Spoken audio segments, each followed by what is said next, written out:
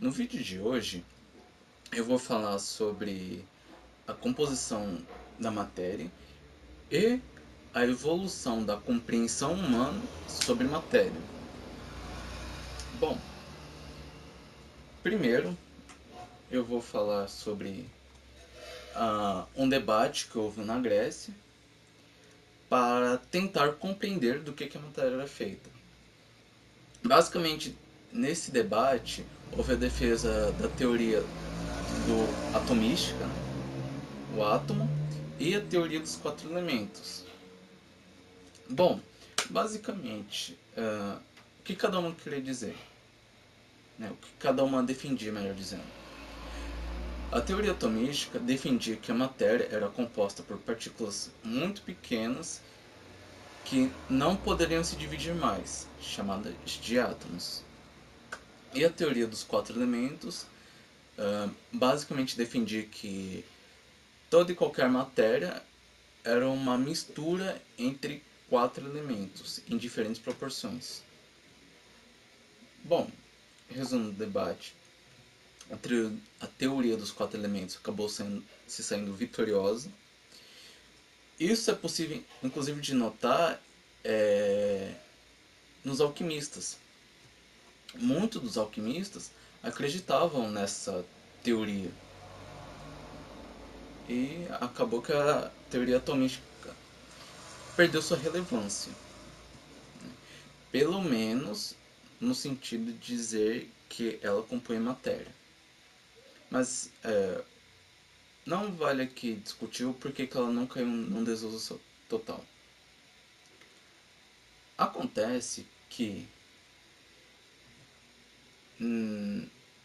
neste livro, The Skeptical Chemist, escrita por Robert Boyle, é possível de notar que em um dos diálogos que ele transcreveu,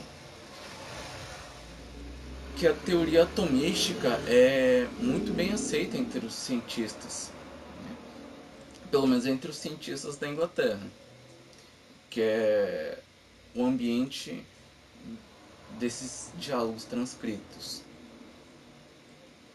E bom, eu digo isso porque no primeiro diálogo desse livro eu consegui notar que o, o diálogo transcrito entre três cientistas, entre eles Robert Boyle, eles falam de uma forma muito natural de átomo, como se eles realmente crescem que a matéria é composta por átomos. Ok? E provavelmente estes sujeitos abominavam e tentavam tirar a teoria dos quatro elementos, né, do meio científico.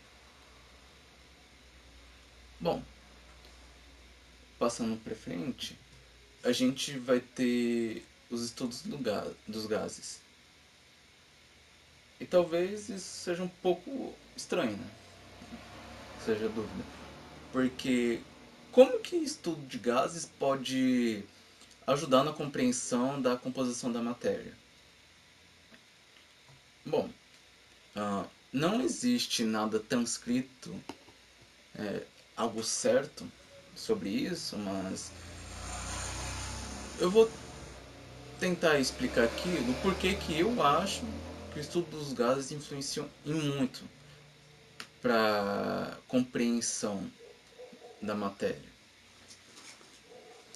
Veja bem, o ar que nós respiramos, ele não é um composto puro, ou seja, ele é uma mistura. Nós bem sabemos disso. Existe água e oxigênio na nossa atmosfera, né? Todo mundo sabe isso pelos jornais, né? Aquela história de unidade relativa do ar e tudo mais. Isso indica pra gente que existe vapor d'água na atmosfera, além do oxigênio, que a gente sabe que é essencial pra gente respirar. Bom, acontece que antigamente, inclusive na época de Robert Boyle, já se sabia que o ar era uma mistura de gases. Ou seja, além do ar ter substâncias, ser uma substância, perdão, ele ainda há várias substâncias. E bom, provavelmente devem ter pensado, cara, se a gente não enxerga o ar, deve ser porque ele é composto por coisas muito pequenas. Essas coisas muito pequenas devem ser distintas entre si. Pois pensem bem, ah, o oxigênio da atmosfera ele vai ter um comportamento totalmente diferente da água da atmosfera. Uma coisa bem simples de se ver é que se você colocar um copo de vidro na geladeira, depois colocar ele no balcão, vai ver que vai formar água nas paredes do copo. E só vai formar água, não vai formar oxigênio líquido. Ok? Isso dá indício de que a diferente composição da água vai dar uma dinâmica, uma característica muito diferente da do oxigênio. E uma das possibilidades para isso acontecer é que o que compõe a água é muito diferente do que compõe o oxigênio. Bom, fechado esse parênteses aqui. Seguindo adiante, aqui nós temos Lavoisier e Louis Proust. Estes dois cientistas em si fizeram trabalhos distintos e nenhum deles, pelo menos, foi em tentar compreender a composição da matéria. Porém, os trabalhos dele foram essenciais para este cientista, John Dalton. Bom, Dalton se apropriou dos trabalhos de Lavoisier, este sujeito na esquerda, porque Lavoisier dizia que numa reação química a massa dos reagentes sempre será igual à dos produtos. Trocando em miúdos, isso quer dizer que matéria não pode ser destruída. Numa reação química, pelo menos. Ok? Bom, Louis Proust fez um trabalho em cima de minerais, em que basicamente a conclusão dele foi que os minerais têm composição fixa. O que isso quer dizer? Bom, basicamente quer dizer que se você for lá numa mina pegar um mineral, a casca desse mineral, a parte mais externa, vai ter uma composição igual à que está no interior. E não só isso. Se você acha, vamos supor, hematita numa mina no fundo do mar, extrai ela, leva para um laboratório e compara com outra hematita vindo, sei lá, da Sibéria, é possível determinar que as duas hematitas têm composições praticamente idênticas. Ok? Bom, voltando a Dalton. Dalton, ele em si não fez nenhum trabalho científico para postular o modelo atômico. Ele basicamente analisou trabalhos anteriores a ele e com isso fez os seguintes postulados. Inclusive eu queria que isso fosse anotado. Estes postulados que estão aqui não foram perfeitamente transcritos, ok? Eu fiz isso aqui uma adaptação. Isso é uma adaptação dos postulados de Dalton. Bom, o primeiro que está aqui é: o átomo é uma partícula indivisível e indestrutível que constitui matéria. A primeira parte, o átomo é uma partícula indivisível, nada mais é do que o conceito em si da teoria atomística. Então, não é nenhuma novidade. E a segunda parte, que é indestrutível, basicamente deriva do trabalho de Lavoisier. Porque ele dizia isso de forma subliminar. Ele não postulou que a matéria é indestrutível. Lembre-se, ele falou que a massa dos reagentes sempre será igual à massa dos produtos. Mas Dalton leu nisso justamente esta parte do postulado, que é a matéria é indestrutível. Ok? Bom, o segundo postulado, né, que eu coloquei aqui. Estes podem se combinar. Isso é nada mais passa de uma constatação óbvia, porque sabia que era possível combinar dois elementos, melhor dizendo, reagir dois elementos para a formação de um único. Eu vou lhes dar um exemplo bem prático. Gás hidrogênio com gás oxigênio. Se você misturar os dois, será formado água. Não será uma mistura de hidrogênio e oxigênio, e sim água. O que Dalton queria dizer é que os átomos de hidrogênio se combinaram com os átomos de oxigênio para dar uma nova substância, que não é nem parecido com hidrogênio, nem parecido com oxigênio. Isso em si foi algo um tanto quanto inovador, porque os cientistas sabiam que era possível fazer reações químicas dessa natureza, né? Ou seja, você combinar dois elementos e dar forma a uma terceira substância que é muito distinta das duas que as deram origem. Só que Dalton afirma com certeza que essa combinação ocorre em nível atômico. Entendem isso? Não é simplesmente como que eu posso dizer assim, um quebra-cabeças de Lego, em que a pecinha vermelha se encaixa na azul. Não, a pecinha vermelha se junta com o azul e dá uma roxa. Ou seja, a matéria em si, perdão, matéria não. A substância em si muda. Não é uma mistura dos reagentes, ok? Bom, o terceiro aqui. Os átomos de diferentes elementos são diferentes. Têm propriedades diferentes e massas diferentes. Notem que eu dei um leve destaque a massas. Isso ocorre porque este postulado em si teve um grande impacto na época. Porque as pessoas, perdão, de novo, os cientistas sabiam que elementos tinham densidades diferentes, mas ninguém sabia explicar o porquê que isso acontecia. Então, pelo menos não existia alguma teoria concreta e escrita do qual a gente tem registro.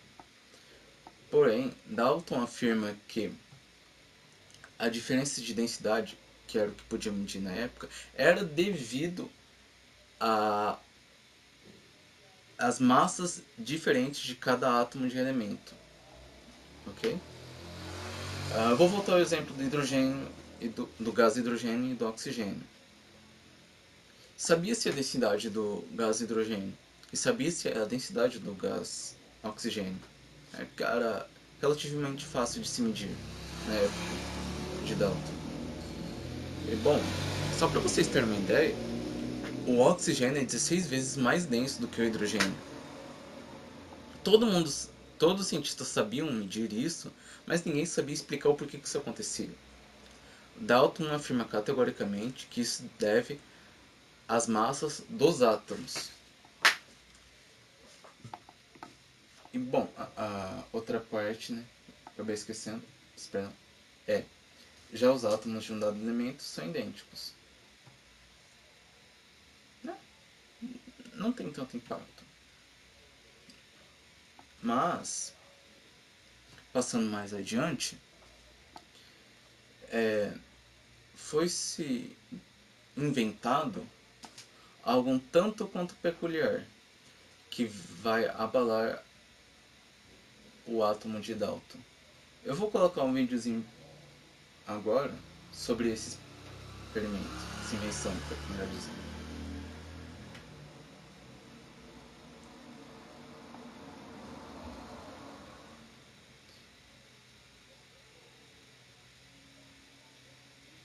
Ok, vou parar agora. Esta foi a invenção original. É chamado de ampola de Crookes, ou tubo de raios catódicos. Bom, basicamente, quem inventou isso foi Crookes, mas não foi ele que fez o experimento que mostrou primeiro do catavento girando. Quem fez isso foi John Joseph Thomson. Ele basicamente conseguiu determinar a natureza dos raios catódicos. Bom, ele fez isso como? Primeiro, ele fez justamente este experimento que estou mostrando. E ele percebeu que os raios catódicos, eles emitiam alguma coisa que tinha massa.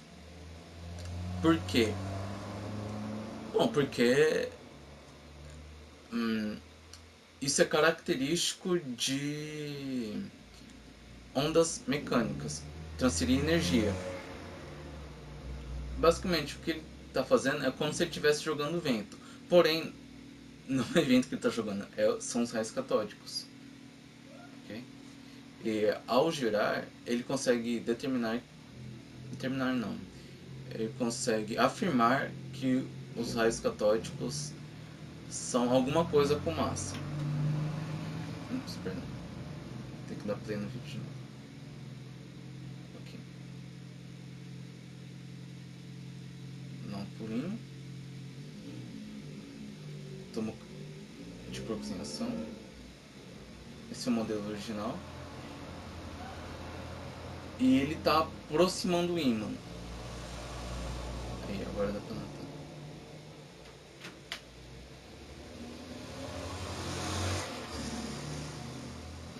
Olha, esse aqui é o polo negativo. Tá? Aqui não está escrito, mas eu sei. E Thomson conseguiu perceber que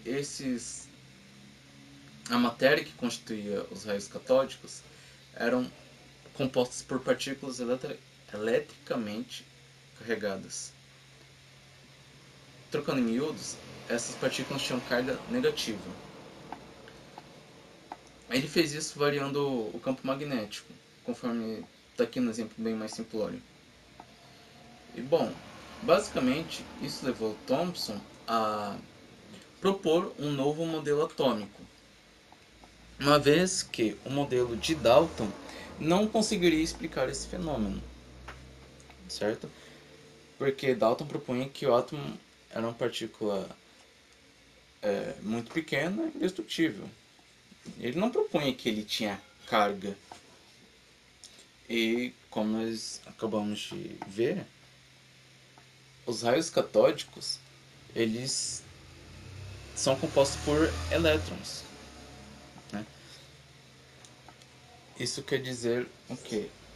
Que a matéria, pelo menos o átomo, tem elétrons.